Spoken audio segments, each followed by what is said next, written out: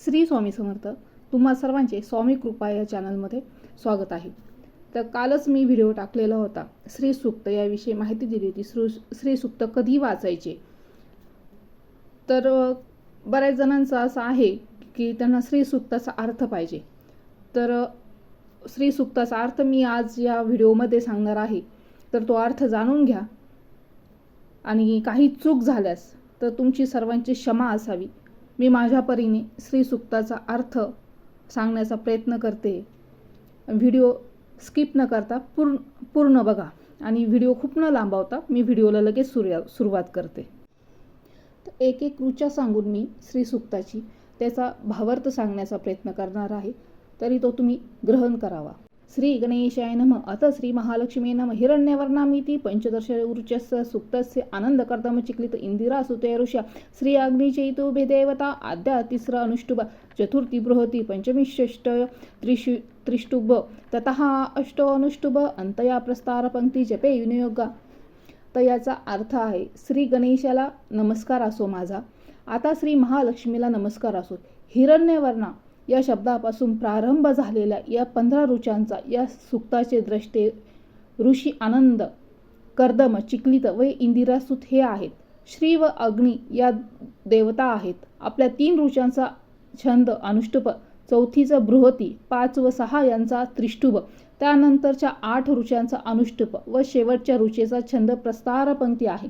या सूक्ताचा मी जपासाठी उपयोग करतो आहे. हरिओम हिरण्यवर्णा हरिणीम सुवर्ण रजतस्त्रजा चंद्र हिरण्यमयी लक्ष्मी जात वेदो महाअभ. हे अग्ने, सोन्यासारख्या कांतिमान मनोहर सोन्या चांदीच्या माळा घातलेल्या आल्हाद देणाऱ्या सुवर्णमय अशा लक्ष्मीला माझ्यासाठी आवाहन कर. ताम आह जात वेदो लक्ष्मी मनपगामिनी यस्या हिरण्यम विंदेह गामश्वम पुरुषान्नहम. हे अग्ने, ज्या लक्ष्मीच्या योगाने मला सुवर्ण, धन, अश्व, गोधन व सेवक आदी संपदा मिळेल, त्या अविनाशी व स्थिर लक्ष्मीला माझ्यासाठी आवाहन कर. अश्वपूर्व रथ मध्यम हस्तिनाद प्रबोधिनी श्रीम देवमुप हवे शिर्मा देवी जुषताम. जिच्या मध्यवर्ती रथापुढे घोडे चालत आहे व हत्तींच्या चित्कारांनी जिचे अस्तित्व समजते आहे, अशा लक्ष्मी देवीला मी आवाहन करीत आहे. हे श्रीदेवी, माझ्यावर कृपा कर. का सोस्मिता हिरण्य प्राकारा माद्रा ज्वलंती तृप्ता तर्पयंतीम पद्मे स्थिता पद्मवर्णम तामी होप हवे श्रियम. जिच्या स्वरूपाचे वर्णन करता येत नाही, जी स्मित हास्य करते, जिचे घर सुवर्णाचे आहे, जी दयाळू, तेजस्वी, संतुष्ट आहे व जी संतोष देते, जिची वसती कमलांत असते व जिची कांतीही कमलासारखी आहे, अशा लक्ष्मीला मी आवाहन करतो. चंद्राम प्रभासाम यशशा ज्वलंती श्रियम लोके देवजुष्टा मुदाराम ताम पद्मिनीम शरणमहम प्रपद्ये अलक्ष्मी नश्यता त्वारुणे. जी चंद्राप्रमाणे तेजस्वी, आल्हाद देणारी, कीर्तिवान, उज्ज्वल आहे, देव जिची सेवा करतात, जी उदार आहे, जी कमल धारण करते, असे जिचे बीज रूप आहे, त्या लक्ष्मीला मी शरण आहे. हे देवी, माझे दारिद्र्य नष्ट होवो अशी मी तुला प्रार्थना करतो आहे. आदित्यवर्णे तपसुद्धी जातो लक्ष्मी स्तव वृक्षस्थ बिल्व तस्य फलानी तपसानुदंतु मायांतरायाच बाह्य अलक्ष्मी. सूर्या इतकी तेजस्वी कांती असणारे हे लक्ष्मी, तुझ्या तपामुळे बेलाला वनाचा राजा म्हणून मान्यता मिळाली. माझ्या तपाचे फळ म्हणून ही त्याची फळे माझ्या मनातील दैन्य व बाह्य दारिद्र्य दूर करोत. उपेंतु मा देव सखा कीर्तिच्च मणिना सह प्रादुर्भूत सृष्टीराम कीर्तिमूर्धीच तदा तुम्ही. हे लक्ष्मी, कुबेर व मणिभद्र हे माझ्याकडे कीर्तीसह येवोत. या श्रेष्ठ राष्ट्रांत मी जन्माला आलो आहे. तो कुबेर मला कीर्ती संपत्ती देवो. शुक्ती पासालम ज्येष्ठ लक्ष्मी नाश्याहम अभूती समृद्धीच न सर्व निर्नुदे मी गृहात. भूक तहान इत्यादी मलांनी युक्त अशा तुझ्या ज्येष्ठ भगिनीला म्हणजे अवदशेला मी नष्ट करतो आहे. हे देवी, अभाव व दारिद्र्य माझ्या घरातून घालवून टाक. गंधद्वारा दुराधर्षा नित्य पुष्टाम करिष्यिनी ईश्वरी सर्व भूताना तामी होप हवे श्रियम. सुगंधाने ओळखू येणारी, अपमानित होऊ न शकणारी, नेहमी पुष्ट तसे सुपीक व सर्व प्राणी मात्रांवर सत्ता असणारी जी भूमिरूपी लक्ष्मी, तिला मी आवाहन करतो आहे. मनसम मा काम माकू तिच वाचः सत्यम शीमहि पशुना रूपमन्यस्य मयी श्री श्रयताम यशः. हे लक्ष्मी, आमच्या मनातील संकल्प व इच्छा पूर्ण होत. आम्ही सत्य भाषण करावे. आमचे पशु पुष्ट असावेत. आम्हाला अन्न भरपूर मिळावे व मला कीर्ती मिळावी. कर्दमेन प्रजाभूतो मयी संभवी कर्दम श्रियं वासवे मे कुले मातरम पद्ममालिनी. हे कदर्मा, तुझ्यामुळे लक्ष्मी वाढली आहे. तू माझ्या ठिकाणी उत्पन्न हो, माझ्या शेतात उत्पन्न हो. तसेच कमळांची माळ धारण करणारी आणि संपदाही माझ्या कुळात वास करो. आपसृजंतु स्निग्धानी चिक्लित वसमे गृहे नीच देवी मातरम श्रियं वासवे मे कुले. हे जलाशय स्नेह उत्पन्न करोत. हे चिक्लित नामक लक्ष्मीपुत्रा, तुझ्यापासून होणारा लाभ मला मिळो व माझ्या कुळात लक्ष्मीचा वास असो. आद्रा पुष्करिणी पुष्टी पिंगला पद्ममालिनी चंद्रा हिरण्यमयी लक्ष्मी जात वेदो महाव. हे अग्ने, दयाळू व कमळांची माळ धारण करणारी, पुष्करिणीत निवास करणारी, चंद्राप्रमाणे आल्हाद देणारी, पिंगट वर्णाची सुवर्णमय पुष्ट अशा लक्ष्मीला माझ्यासाठी प्राचारण कर. आद्रा यशकरिणी यष्टी सुवर्ण हेम मालिनी सूर्य हिरण्यमयी लक्ष्मी जात वेदो महावह. हे अग्ने, अस्यस्य यष्टी हाच जिचा दंड, सुवर्णाची कांती असणारी, दयाळू सोन्याच्या माळा परिधान केलेली, सूर्याप्रमाणे कांतिमान सुवर्णमय अशा लक्ष्मीला माझ्यासाठी प्राचरण कर. ताम आह जात वेदो लक्ष्मी मनपगामिनी यस्या हिरण्यम प्रभुतम गाव दास श्वान विंदेह पुरुषान्नहम. हे जात वेद अग्ने, ज्या अविनाशी स्थिर लक्ष्मीला माझ्यासाठी बोलव. ती आली की भरपूर सुवर्ण, गोधन, दास दासी, अश्व, इष्ट मित्र, सेवक इत्यादी मिळतील. ये सुची प्रयतो भूत्वा जुहुदाज्य मनहवम सुक्तम पंचदर्शच श्रीकाम सतत जपेत. ज्याला वैभवाची इच्छा असेल त्याने सुचिरभूत होऊन संयमाने राहून दररोज या 15 ऋचांचा जप करावा व घृताच्या आहुती देऊन यज्ञ करावा, म्हणजे त्याला सर्व प्रकारचे वैभव मिळेल. पद्मानने पद्म उरु पद्माक्षी पद्मसंभवे तन्मे भजसी पद्माक्षी येन सौख्यम लभाभ्यम. हे कमलमुखी, कमळासारख्या मृदू मांड्या असणारी, कमलासारखे नेत्र असणारी, कमलांत उत्पन्न होणारी देवी लक्ष्मी माझ्या सान्निध्य राहुल मला सौख्य दे. अश्वदाये गोदाये धनदाये महाधने धनमे लभता देवी सर्व कामाच्य देही मे.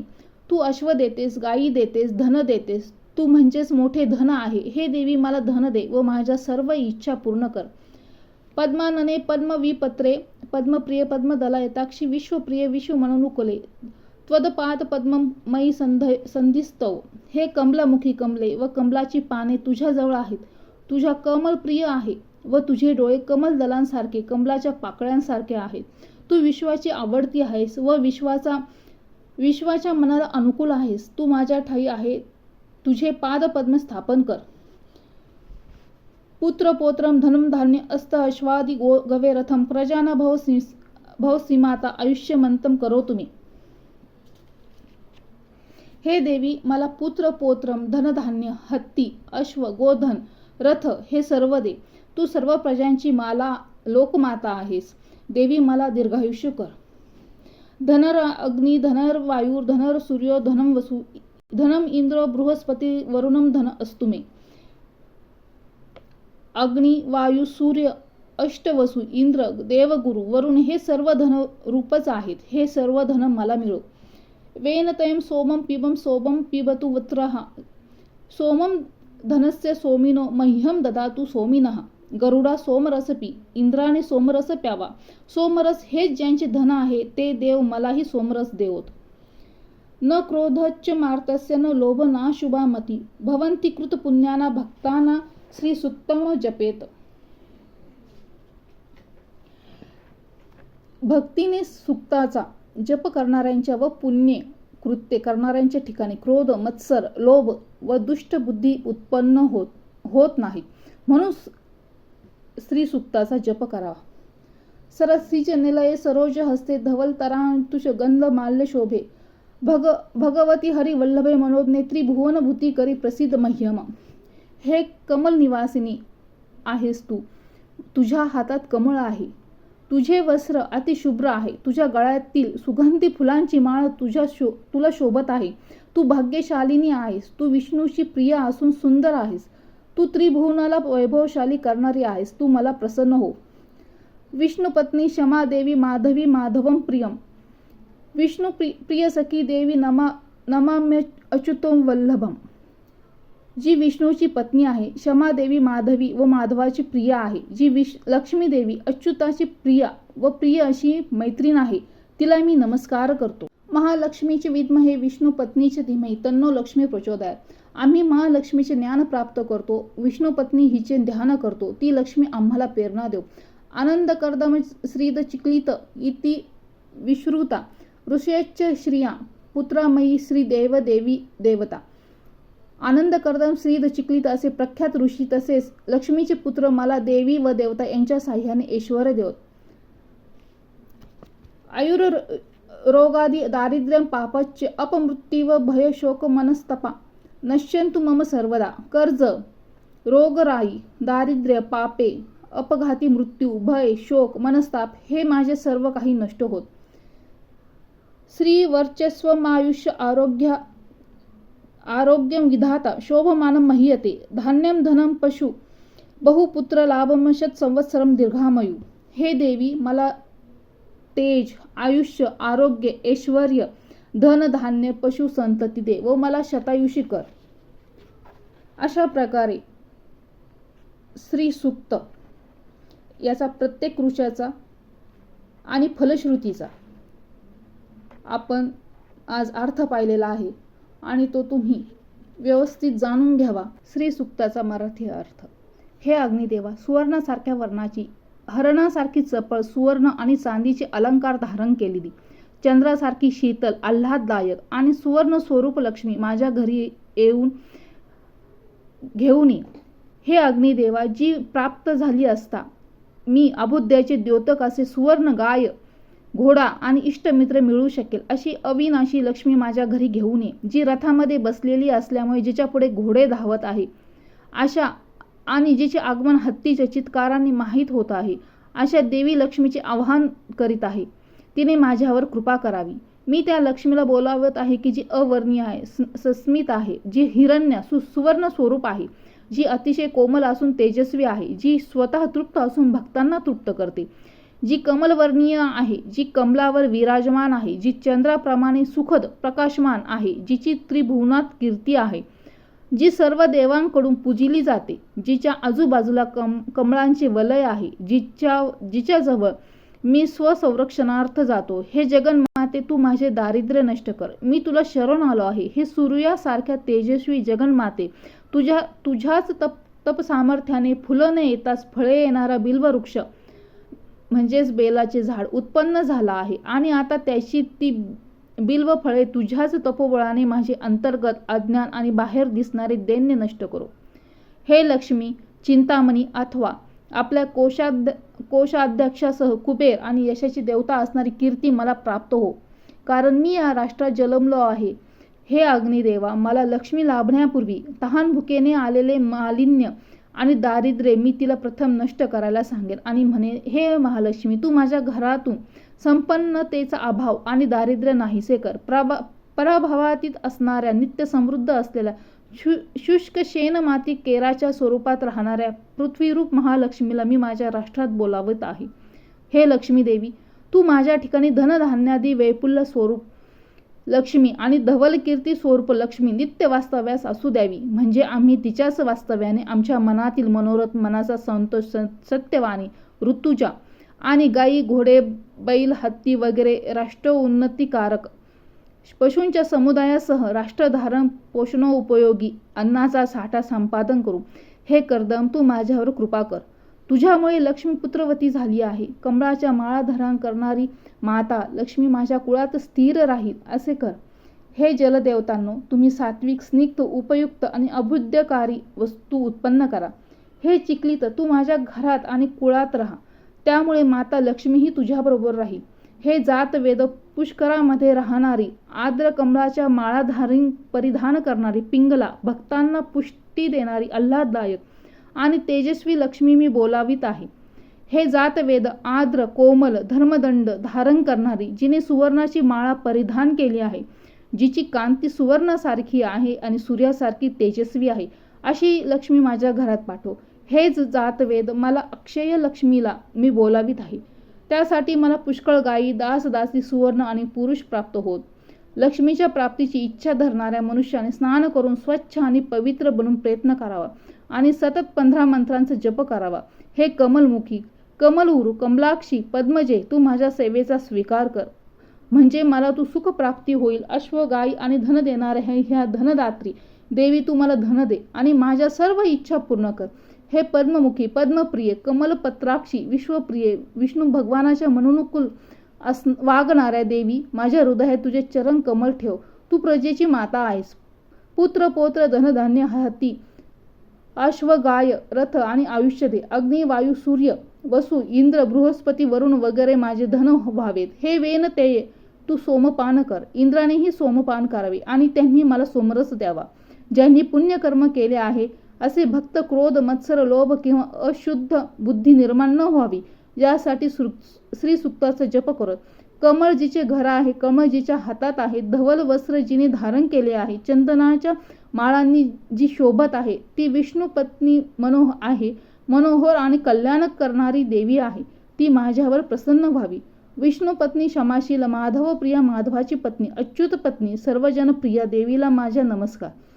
माझ्या आणि महालक्ष्मीला जाणून घेतो, तिचे ध्यान करतो. विष्णूची पत्नी लक्ष्मी आमच्या बुद्धीला प्रेरणा देव. श्री तेज, निरोगिता, आयुष्य, धनधान्य, पशु, बहुपुत्र आणि 100 वर्षाचे आयुष्य तू आम्हाला दे, असा अर्थ हा मराठीमध्ये होतो आहे. तर हा तुम्ही सर्वांनी ऐकावा. या प्रकारचा हा सुंदर असा अर्थ आहे देवीचा. म्हणजे श्री सुक्त जे आपण वाचतो आहे, ऐकतो आहे, तर ते एकदम शांततेने वाचलं गेलं पाहिजे, ऐकलं गेलं पाहिजे. कारण की याच्यामध्ये आपण देवीला आवाहन करत असतो. त्याच्यामुळे प्रत्येक शब्दाचा उच्चार करताना व्यवस्थित केला गेला पाहिजे. म्हणजे आपल्या घरामध्ये आपण आपल्या देवीला, लक्ष्मी देवीला आवाहन करतो आणि उगाच घाई गडबडीत त्याचा कोणत्याही शब्दाचा अर्थ इकडे तिकडे नाही केला पाहिजे, म्हणजे जेणेकरून देवीचा अपमान होणार नाही. तर याची आपण काळजी घ्यावी आणि श्रीसुक्ताचा अर्थ तुम्ही जाणून घ्यावा आणि त्या पद्धतीने श्रीसुक्त म्हणावे आणि नित्य श्रीसुक्ताची पूजा करावी, अर्चा करावी आणि त्याचे पठण करावे. तर आज सांगितलेली माहिती आवडली असल्यास तर व्हिडिओला लाईक करा, सबस्क्राईब करा आणि कमेंट नक्की करा. आणि ही माहिती आज श्रीसुक्ताची जास्तीत जास्त शेअर करा, म्हणजे तुमच्यासारख्याच इतर जणांनाही श्रीसुक्ताचा अर्थ काय आहे तर तोही त्यांना समजेल. व्हिडिओ इथंच थांबवते. श्री स्वामी समर्थ.